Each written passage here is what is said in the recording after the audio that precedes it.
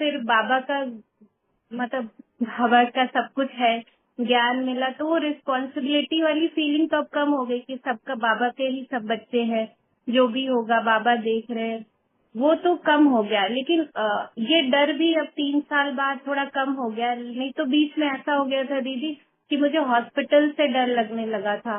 कहीं कोई दवा भी लिखता, वो दवा खाने से भी डर लगने लगा था कि ये दवा खाने से भी पता नहीं क्या रिएक्शन होगा, क्योंकि पापा को हम लोग हॉस्पिटल ले गए थे फिर भी चले गए थे। तो वो डर मेरे दिमाग में एकदम बैठ गया था कि उम्र का नहीं, कभी भी कोई भी जा सकता है। ये सच है, सच्चाई भी है, बाबा ने कई बार मुरलियों में बोला भी है। लेकिन वो एक समय होता है ना दीदी, उस समय मेरा इतना बैठ गया था। अब भी जैसे कुछ हल्का होता है तो मेरा दिमाग वहां तक चला जाता है, लेकिन अब बाबा को याद करती हूँ फिर वो शांत हो जाता है। बट पूरी तरह से कहूँ चला गया है तो अभी भी नहीं गया है दीदी। तो वही अभी आप मौत के डर का शेयर कर रही थी तो मुझे अचानक याद आ गया। मैंने ये चीजें बहुत लोगों को नहीं बताई है, सिर्फ कुछ लोगों को पता है कि मेरे अंदर ये चेंज आ गया है। मतलब अब मृत्यु को मैं ऐसे देखती हूँ कि कभी भी कोई भी जा सकता है। तो वो सच है, लेकिन अब हाँ बताइए दीदी। नहीं नहीं, बोलिए बोलिए। हाँ नहीं, ये आप सत्य अपना है थोड़ा लेकिन सा अनुभव भी बताना कि मतलब आपके पिताजी का जब शरीर छूटा था तो आप हाँ, कौन सी स्थिति में थे? शादी के जोड़े में थे? उस दिन शादी होने वाली थी आपकी? मेरी बहन की होने वाली थी, मैं नहीं अच्छा, थी। आपकी बहन की, हाँ। हाँ, उसका एंगेजमेंट था उस समय। हम्म। तो वो भी बेचारी अभी तक मतलब उस दिन को कभी, क्योंकि दूसरे उसी दिन एंगेजमेंट, अभी आज तक उसको वो सेलिब्रेट नहीं किया। सेलिब्रेट क्या, वो दुखी रहती है, वो सोचती है हम्म। ऐसा क्यों हुआ उस दिन। तो मैं उसको समझाती हूँ कि इस बहाने जाना था पापा का, तुम ये चीज अपने ऊपर मत लो। लेकिन वही है, वो भी पता नहीं कितना समझ पाई है। मैं काफी हद तक समझ पाई हूँ। मैं वो खुद खुद के ऊपर सारा ब्लेम करती है कि मेरी वजह से पापा इतना दौड़े थके होंगे, ये हुआ होगा। मैं उसको बहुत समझाती हूँ, बट वो अभी तक तो नहीं आई। मैं इस चीज से निकल आई हूँ, बट ये जो मेरा डर है कि कुछ भी थोड़ा सा भी किसी को बीमारी हो जाए, ये होगा कि हॉस्पिटल ले जाना है, तो मुझे अचानक से वो पूरा दिन पूरा वो हो जाता है, एकदम सर्कल हम्म। की तरफ घूम जाता है। फिर मैं बाबा को याद करती हूँ, उनकी बातों को याद करती हूँ, फिर जाके मैं शांत हो पाती हूँ। हम्म। तो ये नहीं मेरा नहीं, मेरा ये अनुभव है दीदी। थैंक यू दुर्गा जी बहन, बहुत अच्छा आपने शेयर भी किया। एंड अभी भी थोड़ा बहुत डर लगता है आपको, जैसे ही ना बहुत लोगों को एम्बुलेंस की सायरन की आवाज सुनते ही डर लगता है कि एम्बुलेंस आई है, किसको क्या हुआ है। वो ओवर थिंकिंग है, वो खुद पे भी लेना शुरू कर देते हैं, नहीं मेरे को भी तो कोई हार्ट अटैक तो नहीं आया। उनकी हार्ट बीट बढ़ जाती है एम्बुलेंस की सायरन सुन के। हाँ, कहीं ना कहीं आपको भी मेरी ये। छोटी बहन है दीदी, उसके बाद ना जैसे थोड़ा सा भी किसी को हार्ट मतलब गैस से भी दर्द होगा तो भी वो एकदम उसी पे पहुंच जाती है कि क्या हो रहा है मुझे, क्या हो रहा है मुझे। मतलब ये ये, बहुत बड़ा चेंज था मेरी फैमिली में जिसने सबको इफेक्ट किया है। ये। तो इसलिए ना कि हमें ऐसा लगता है कि काश अगर उस वक्त हम ये समझते कि डैडी को गैस की प्रॉब्लम नहीं है तो हम बचा सकते थे, हम ये कर सकते थे। हम ये नहीं एक्सेप्ट करते हैं कि कुदरत ने उनका टाइम ये सेट किया था और इस तरीके से उनका मौत होगा ये भी सेट किया था। इस ड्रामा को जब जिस दिन हमने एक्सेप्ट किया ना दिमाग से, ये लिखा लिखा है, प्री डिस्टाइंड है ये, हाँ? जी ये जी जी लिखा हुआ था, इस तरह से होना है। तो वहाँ पे जी अगर तुम्हारा हार्ट का डॉक्टर भी अगर उस शादी में आया होता ना तो वो जी भी जी नहीं बचा सकता था उस वक्त आपके पिताजी को। जी जी कितने बार ऐसा होता है कि हॉस्पिटल में हार्ट अटैक से, हाँ, पहले हार्ट अटैक आने की वजह से वो हॉस्पिटल में एडमिट होते हैं एंड सब नॉर्मल होता है, डॉक्टर उसको डिस्चार्ज के लिए लिखता है। जैसे डिस्चार्ज लिखते हैं, सेकेंड हार्ट अटैक आता है, डॉक्टर को सामने होकर भी समझ में नहीं आता है और डॉक्टर के सामने ही शरीर छोड़ देते हैं।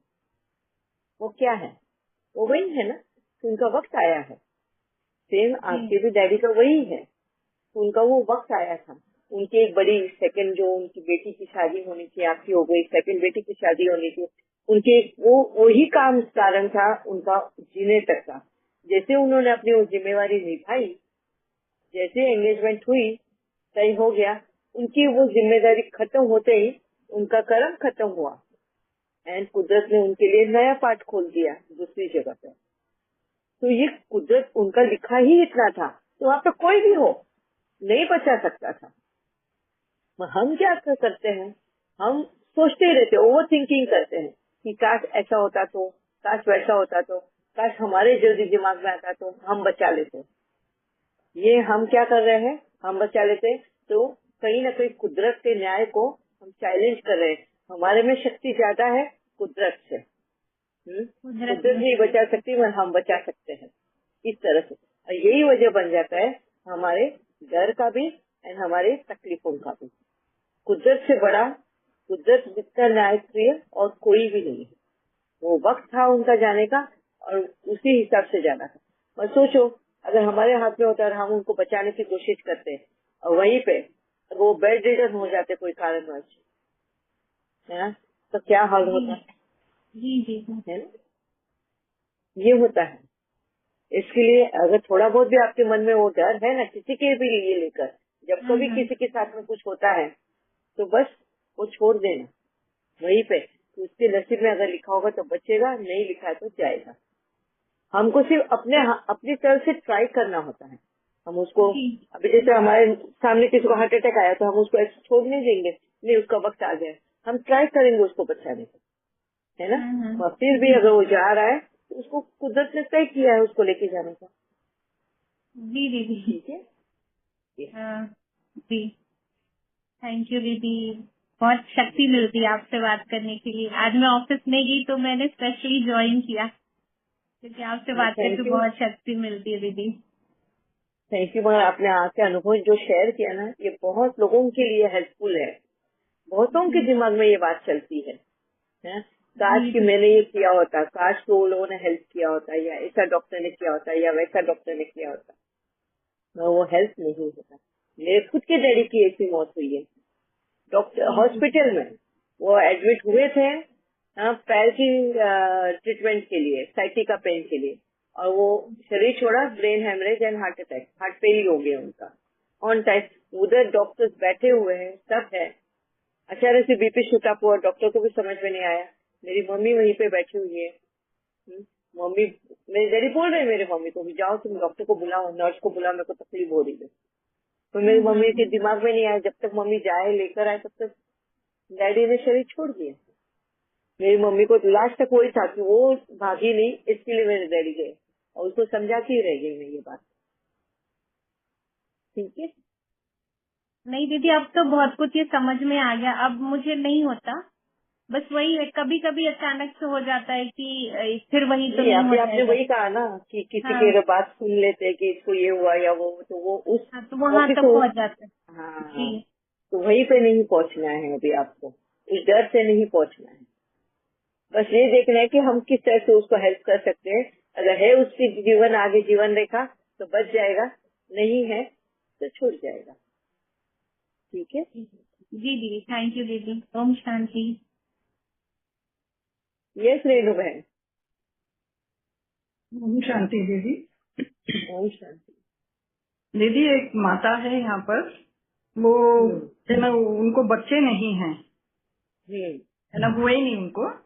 तो अभी वो 92 की हैं दीदी। हाँ। अच्छा, और वो काका जो है 5-6 साल पहले ही गुजरे हैं। तो ओके। इतनी हिम्मत है वो लेडी में कि सोच भी नहीं सकते दीदी, इतना सब कुछ करते हैं वो अभी भी। अभी 3 साल पहले करीब उनको कुछ फ्रैक्चर भी हुआ था, लेकिन उसमें से पूरे नहीं, लेकिन फिर भी वो वॉकर लेके चलते हैं।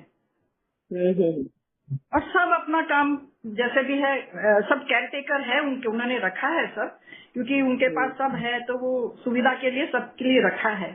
लेकिन वो अभी भी इतना, उनके चेहरा देखेंगे ना दीदी, इतनी चमक है उनके चेहरे में। और वो देवी की ना भक्त है, देवी की इतनी ज्यादा पूजा करना, हर चीज उनका पूजा रूम देखेंगे तो इतना सुंदर, यानी एक एक फोटो को इतना अच्छे से डेकोरेट करते हैं, हाथ से माला बनाते हैं, सब बहुत अच्छे से। और अभी भी उनकी जो हॉबी है वो सब करते हैं, उनको चश्मा नहीं है। और जो खाना बनाते हैं इतना टेस्टी बनाते हैं, यानी हर चीज उनका बहुत सुंदर है। तो जैसे बाबा ने मुझे उनकी सेवा दी, पता नहीं कैसे हुआ ये सब। तो उनके साथ जुड़ी हुई हूँ दीदी, इसलिए मुझे ये सब पता है। तो अभी भी उनको Very कई बार बोलती हूँ, हाँ यार उनको कहीं ले जाना है डॉक्टर के पास या कुछ है, तो बाबा ने वो सेवा दी है मुझे, आई एम थैंकफुल टू बाबा कि मुझे यूज करे करके, तो इसलिए मुझे उनके बारे में सब पता है। तो उनको बोलती हूँ, जैसे उनके भाई के बच्चे वगैरह भी हैं, वो भी बोलते हैं कि आप हमारे पास आके रहो करके, आप ये घर बंद कर दो क्योंकि आप अकेले रहते हैं अब ये एज में।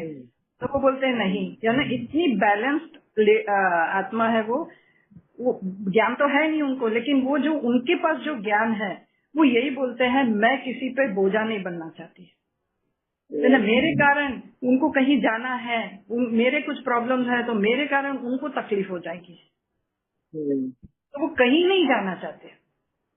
हाँ, किसको मिलना है मेरे पास आओ, यहाँ रहो, घर बड़ा है, और सही में उनका दिल बहुत बड़ा है, सब किस करते रहते हैं, बस ये शेयरिंग करना था। और उनको कभी भी बोलते हैं ना तो बोले मेरे को क्या डर है, बोले जाना तो सबको है, बोले है ना, ये एज में अकेले रखना, ये मुझे विदाउट एनी हेल्प, या ना कि भाई अपन बोलते हैं मेरा बेटा है या रिलेशंस है, उनका तो कोई है ही नहीं ना दीदी, जब उनके बच्चे ही नहीं है तो कोई नहीं है। लेकिन ठीक है, ये उनके भाई के बच्चे आते हैं बीच बीच में उनसे मिलने के लिए, लेकिन एक इन जनरल रोज के रूटीन में उनके लिए कोई नहीं है। तो ये बहुत मेरे को एक उनके लिए, अब जैसे बात हो रही है ना, उस पर ऐसे लगा कि अपने लिए तो फैमिली है, उनके लिए तो कोई भी नहीं है, तो भी वो इतनी स्ट्रांग लेडी है दीदी, बहुत स्ट्रांग है वो। बस वही शेयर करना था, thank you. Very nice Renuka, बहुत अच्छा आपने ये शेयरिंग जो की है, यही शेयर करने, यही बात मैं समझाना चाहती थी सबको कि वो माता को क्यों डर नहीं लगता है, क्योंकि उसको यकीन है उसकी कर्म पर, भले ही उसको बाबा का ज्ञान ना हो मगर उसको अपने कर्मों पे बहुत यकीन है। वो माता में बिलीव करती है, तो जिसमें बिलीव करती है हाँ, उसमें वो यकीन रखती है, उस वजह से उसे कर्म भी इतने अच्छे कर रही है कि कोई भी आए सबके लिए हेल्पिंग हैंड है, दिल बड़ा है, और यही वजह बन गया कि उसको डर नहीं लगता कि उसका क्या होगा। एग्जाम्पल आप खुद हो कि जब जब उनको जरूरत पड़ी है बाबा ने आपको निमित्त बना दिया उनकी सेवा के लिए, तो ये उनकी कमाई हुई ना, जो श्रेष्ठ कर्म करते हैं, पुण्य कर्म करते हैं, तो आपको बाबा ने निमित्त बना दिया उनको उस पुण्य का कर्म का फल देने के लिए। तो इसी तरह से यही बात मैं आप सभी को समझा रही थी कि श्रेष्ठ कर्म करो, पुण्य का खाता बढ़ाते रहो, कोई भी एज हो, तुम्हें कभी डर नहीं लगेगा कि क्या मैं अकेली मरूंगी, मेरे आखिरी वक्त में कोई मुझे पानी पिलाने वाला होगा, या मैं बेड रिडन हो जाऊंगी तो मेरा कौन देखेगा। ये सवाल कभी तुम्हें सताएगा नहीं, बस अपना हाथ खुला, कोई भी सेवा आ जाए सामने, बस रेडी है सेवा के लिए। ठीक है, very nice, thank you Renu. बहुत अच्छे से ज्ञान आपको समझाने भी देते हैं दीदी साथ में। जैसे मेरे सासू माँ यहाँ कई बार 2-3 महीने साथ में रहती है यहाँ पे, अब उनकी तबीयत भी ठीक नहीं रहती थी, तो वो मेरे को बोलते थे तू मेरे पास नहीं आना, उनकी सेवा करना, ऐसे नहीं कि उनको छोड़ के तू मेरे लिए आए, है ना। इतनी समझदारी से वो मेरे को वो सीख देती थी। हम जैसे बोलते तू मेरी बेटी है, तो मेरी बेटी को तो मैं यही सीख दूंगी ना, नहीं पहले सासू माँ फिर माँ, है ना। इतना उनका सोच, और ये चीजें बहुत मुझे अट्रैक्ट करती थी उनकी तरफ। Very nice. और यही कि ऐसी आत्माओं के बारे में बाबा बोलता है ना, ऐसी आत्माएं तो रेडी खड़ी है, उनको बस एक टच करने की जरूरत है। किसकी? वो जिसमें परमात्मा को ढूंढ रही है, वो माता रानी है। उनको कहना बस इतना ही है कि ये माता रानी जिनको आप माता रानी के रूप में देख रहे हो, वो बस और कोई नहीं, परमात्मा शिव है। इतने की ही दे रही, बाकी के सारे संपूर्ण है वो। Very nice, thank you Renu बहन। यस, और किसी को कुछ शेयरिंग? ओम शांति कोई? दीदी। ओम शांति। या इंदु बहन? दीदी जैसे आप कह रहे थे कि वो बेड पे लेटने का डर तो नहीं होता कि बेड पे लेट जाएंगे, तो मुझे तो बेड पे लेटने, क्योंकि फैमिली बहुत छोटी है तो बहुत ज्यादा काम होता नहीं घर पे, लेकिन जैसे ही कोई काम होगा मैं कोई ना कोई कबर्ड को अरेंज करने लग जाऊंगी, स्टोरेज में जाऊंगी, और उसमें से हमेशा कुछ ना कुछ निकल आता है जो यूज नहीं हो रहा होता, तो थोड़ी क्लीनिंग भी हो जाती है। कोई काम नहीं तो बेटे की, जो बेटा अलग रहता है, अकेला रहता है, शादी नहीं हुई, तो उसके घर चली जाऊंगी, देखूंगी उसका घर ऑर्गेनाइज कर रहा हूँ। तो मेरे हस्बैंड डांटते भी हैं कि तेरे को टाइम होता तो अभी तू लेटती क्यों नहीं। और मुझे लेट, मतलब मैं एक बार सुबह उठ गई, 6 बजे उठूं, 7 बजे उठूं, उसके बाद मैं बिल्कुल बेड पे लेटती नहीं हूँ। कुछ ना कुछ मैं किचन की कोई कबर्ड खोल लूंगी, कौन सा मसाला है कौन सा नहीं। तो इस तरह से मैं अपने आप को बिजी रखती हूँ। बहुत सारे काम नहीं होते, लेकिन इन छोटी छोटी चीजों में बहुत बिजी रखती हूँ। कोई चीज यूज नहीं हो रही, चलो चैरिटी शॉप पे जाके दे आते हैं, नहीं है तो चलो वॉक कर लेते हैं। तो ऐसे मैं अपने आप को, मतलब वो बेड पे तो अभी भी नहीं लेटने देती। और वैसे भी जैसे मेरा रेगुलर जिम और योगा तो चलता ही है, तो अपनी हेल्थ को लेकर मैं बहुत कॉन्शियस भी रहती हूँ, क्योंकि मैंने अपने पेरेंट्स को देखा है बहुत बीमार होते। मतलब कोई ऐसी डिजीज नहीं थी जो नहीं थी उन लोगों को, मैं देखती थी। और सिर्फ रीजन यही था कि उन्होंने अपना ध्यान नहीं दिया। मेरी मदर तो अपना ध्यान बिल्कुल ही नहीं देती थी, तो मैं अपना बहुत ध्यान देती हूँ। क्योंकि मेरा ये भी बिलीफ है कि बीमार आदमी को कोई पसंद नहीं करता, चाहे कितना भी प्यारा रिश्ता हो, हस्बैंड कितने भी अच्छे हो, लेकिन अगर 2 दिन बोलो ना तबीयत ठीक नहीं है, तो तुम्हारा तो ड्रामा ही नहीं खत्म होता, तुम्हारा नाटक सबको सुना है। तो मैं अपनी हेल्थ को लेकर बहुत, मतलब कॉन्शियस रहती हूँ कि मैं कुछ ना हो।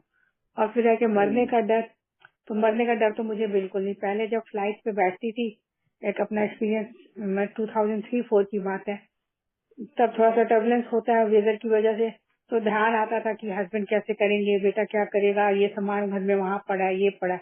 और अब जो है, अब होता है कभी फ्लाइट में तो कहती हूँ बाबा अगर ये लास्ट घड़ी है तो हाथ छोड़ना नहीं। मैं अपने ध्यान को उधर अटका लेती हूँ। जैसे वो कहते हैं कि कुछ होता है, ऐसे उसने बहुत जोर से, मतलब ऐसे चेस्ट में पेन थी, तो मुझे लगा जाने का कोई ना कोई तो बहाना ही होगा ना, बाबा ये लास्ट घड़ी तो नहीं है, मुझे छोड़ना नहीं, मुझे छोड़ना नहीं, मेरा हाथ पकड़े रखना। तो मरने का डर नहीं है। लेकिन अब मुझे कुछ भी होता है, जैसे वो बहन कह रही थी, कुछ भी होता है तो उनको लगता है कि मेरा शरीर तो नहीं छूट जाएगा, और मुझे कुछ भी होता है आजकल तो मुझे लगता है कि मेरे जाने का टाइम आ गया, बाबा मुझे संभाल लेना, मुझे छोड़ना नहीं। मुझे तो मतलब एक वो जो पेन या जो वो होता है ना, उसको भी मतलब एंजॉयमेंट आ जाती है उसमें कि बाबा ने पकड़ लिया, अगर ये जाने का भी टाइम है तो एटलीस्ट मैं ठीक हाथों में हूँ। तो ये मुझे बहुत अच्छा एक्सपीरियंस होता है आजकल। कुछ भी, मैंने पैर में चोट लग गई, गिर गई हूँ, अब पैर टूट गया तो इसी के बहाने तो नहीं चली जाऊंगी, क्योंकि मेरे चाचा जी को अंगूठे में चोट लगी थी और वो हॉस्पिटल गए उसको इलाज कराने, और वहां जाके अंगूठे की चोट से उनकी डायबिटीज इतनी हाई हो गई और वो एक्सपायर, बिल्कुल नॉर्मल अंगूठे की चोट थी, और इतने हेल्दी थे वो, खाली डायबिटिक थे लेकिन बहुत ध्यान रखते थे अपना। तो वही बात है, जैसे जाना तो अचानक ही होना है ना, तो आज मुझे डर नहीं लगता, ये बात तो बिल्कुल पक्की है। और खाली मैं अपने आप को बैठने नहीं देती। और हमारी फैमिली में एक जो, मतलब मेरी कौन थी, मासी जी की कुछ रिलेटिव थी, उन लेडी का मैं एक्सपीरियंस अभी तक बताती हूँ कि जब उनके हस्बैंड की डेथ हो गई तो वो बहुत अकेली, मतलब होता है ना कि उनके हिसाब से दुनिया खत्म हो गई, और बेटा एक ही था और बहुत ज्यादा एक्सपेक्टेशन थी। बेटा उनके साथ अच्छा करता था लेकिन उनकी शायद एक्सपेक्टेशन ज्यादा हाई थी। तो अब एक हमारे सिस्टम में क्या है ना कि हम बेटे के साथ बहुत अच्छा रिलेशन बनाते हैं, बहू के साथ नहीं बनाते, तो उसकी वजह से हमेशा डिस्टेंस रहता है। तो बेटा करता था, मैं ये नहीं कहूंगी, हमने देखा है करते हुए, लेकिन उनकी एक्सपेक्टेशन बहुत हाई थी। तो वो, उनका वो था कि मैं जब मरूं तो चलती फिरते मरूं। उनके 5-6 सेंटेंस है मोस्टली, मैं चलती फिरती जाऊं और मैं जब मरूं तो मेरा बेटा मेरे पास ना हो। उनको इतना गुस्सा था, ना हो, अच्छा, मतलब मैं मरूं तो ये मेरे पास ना हो, इतना गुस्सा था उनको इस बात पे। और मैं जब मरूं तो चलती फिरती मरूं, मुझे किसी से सेवा नहीं करानी। और जिस दिन वो मरी दीदी, उनका बेटा रियली 2 दिन से बाहर गया हुआ था और उनकी बेटी को आना था। उनकी बेटी आई, उसके लिए पूरा डिनर उन्होंने तैयार किया, और पूरा कल के लिए भी सफेद चने भिंगा देते हैं, कल ये बनाएंगे वो बनाएंगे। और रात को 8 बजे उनकी तबीयत खराब हो गई और पूरी पैकिंग करी हॉस्पिटल के लिए। अपना सूट डाला कि सुबह उठूंगी हॉस्पिटल में तो सूट चेंज करना है, कंघी रखी कि बाल मेरे बिखर जाते हैं। मतलब बड़ा अपने आप को ध्यान रखती थी कि ऐसे नहीं, पूरा घर अरेंज किया, किचन साफ की कि अगर मैं मर भी जाती हूँ तो कोई घर में घुसे तो घर क्लीन मिलना चाहिए उनको, क्योंकि अकेली रहती थी वो। तो बेटी के साथ हॉस्पिटल गई और 10:30 बजे उनकी डेथ हो गई। अब घर वर सब अरेंज करके आई थी, डिनर बना के आई थी, कल का भी इंतजाम उनका पूरा किया हुआ था। तो मतलब मैंने उनको देखा कि उन्होंने एक एक बात जो बोली थी ना, वो उनकी पूरी हुई। चलती फिरती गई, किसी से कोई सेवा नहीं कराई, बेटा साथ में नहीं था, घर को क्लीन करके गई और अपना ब्रश कंघी सब लेके गई। तो हम मरने से जितना डरते हैं हमें उतने डरने की जरूरत नहीं होती। उनको बस यही था कि मैं जब हूँ तो उनको गुस्सा इस बात का, लेकिन वो मतलब वैसे अच्छी सोच थी, लेकिन एक वो लेके गई ना अपने दिमाग में कि मेरा बेटा है, तो वो उनके लिए कष्टकारी था ना, पेनफुल था वो उनके लिए। लेकिन उन्होंने उसको कितनी बार समझाने के बाद भी नहीं छोड़ा कि वो अच्छा करता है आपके लिए। अब वो आप जितना सोचते हो वो उतना नहीं कर पाता, और उन्होंने बहुत लाड से पाला था अपने बेटे को। बट हमें डरना तो बिल्कुल, और अब तो आपसे जुड़ने के बाद या कुछ भी बाबा की बातें भी समझ में आने लगी तो अब बिल्कुल डर नहीं लगता। तो बड़ा अच्छा लगता है ये सब। जैसे आप कितने भाई बहनों के एक्सपीरियंस सुनते हैं ना, तो लगता है यार ये भी तो हो सकता है, ये भी तो हो सकता है, और फिर उसमें अपना एक्सपीरियंस ऐड करते हैं, शायद इसमें भी कुछ हो, तो अच्छा लगता है। तो अपने हेल्थ का बहुत ध्यान रखना चाहिए हमें। और अगर कोई ओल्ड पर्सन, और मेरी जब शादी भी नहीं हुई थी ना दीदी, तब मैं बताती हूँ, मैं कहती थी ऑलवेज मदर इन लॉ की रिस्पॉन्सिबिलिटी ज्यादा है उस लड़की से। लड़की की तो रिस्पॉन्सिबिलिटी इतनी ही है कि वो अपने बिहेवियर से अपने पेरेंट्स को रिफ्लेक्ट करती है कि उन्होंने उसको कैसे पाला, उसकी उतनी रिस्पॉन्सिबिलिटी है। लेकिन बाकी एडजस्टमेंट में उसकी मदर इन लॉ की रिस्पॉन्सिबिलिटी उससे बहुत ज्यादा है, क्योंकि वो उस घर में जड़ जमा चुकी है, वो पेड़ बन चुकी है, और ये नया पौधा है। तो मेरी बुआ आती थी, बड़ी अक्कल की बातें करती है, सास जी मेरे लड़की आएगी वो ना उठाएगी। तो मुझे समझ में नहीं आता था कि बेटी लड़की क्यों जाके करेगी। तो वही है कि पहले मुर्गी की पहले अंडा, पहले बेटी बनो फिर माँ बनेंगे, या पहले माँ बनो बनो, तब तो वही वाली बात हो जाती है। तो ऐसे बहुत देखते हैं। लेकिन जो सीनियर सिटीजन है अब काफी काफी चेंजेस है उनमें, उनकी थॉट प्रोसेस काफी चेंज हो गया है। और जो नहीं चेंज हुए, जैसे वो मैं जिस लेडी की बात कर रही थी, वो नहीं चेंज हुई तो वही तकलीफ में गई, बाकी किसी को फर्क तो पड़ा नहीं। तो अपनी सोच को हमें बहुत अच्छा करना है, चेंज करना है। और अगर हमें अपने बच्चों के साथ रहना है तो जरूरी हमें उनके हिसाब से रहना है। क्योंकि मेरे एक योगा सर है ना, उसी फोन करके बोल रहे थे, इंदु मेरा बेटा मेरे को बहुत डांटता है आजकल, तो वो रोने लग गए। हालांकि 89 ईयर्स ओल्ड है सर जी। तो मैंने कहा सर जब वो छोटा था, वो गलत करता था तो आप उसको डांटते थे ना? कहते हाँ। मैं वो रोता था ना? कहते हैं अभी आप कुछ खा लेते हो ऐसे, आपकी तबीयत खराब होती है तो आपको डांटेगा ही ना, तो इसमें रोने की क्या बात है। उस टाइम वो आप पे डिपेंड था, वो आपकी डांट खा रहा था, अब आप उस पर डिपेंड हो, आप उसकी डांट खा लो। नहीं वो बेटा है, मैं क्या यही गलत कर रहे हो। उसके बाद से उन्होंने फोन किया, अब वो डांटता है तो मुझे इनको उतना बुरा नहीं लगता। मैंने कहा, चलो मेरी एक बात का आपको ये समझ में आ गया कि आप उसके ऊपर डिपेंडेंट हो, वो जो बोलता है सुन लो। हमें बच्चों के हिसाब से चलना चाहिए, अगर बच्चों के साथ रहना है तो। अगर नहीं रहना तो फिर जो मर्जी करो। ये होता है थोड़ा। थैंक यू दीदी, ओम शांति। Very nice, thank you Indu बहन, बहुत अच्छी बातें बताई आपने, बहुत अच्छे एक्सपीरियंस भी शेयर किए। एंड आज वक्त भी हो गया है। सौम्या बहन, क्या कल बात करें आपसे? कल बात करेंगे। Thank you very much. हम कल मिलते हैं फिर से इसी टॉपिक पे, एंड टॉपिक यही रहेगा, एंड तरीके की मौत उस पे चलेंगे। ठीक है, ओम शांति। थैंक यू दीदी, थैंक यू ऑल।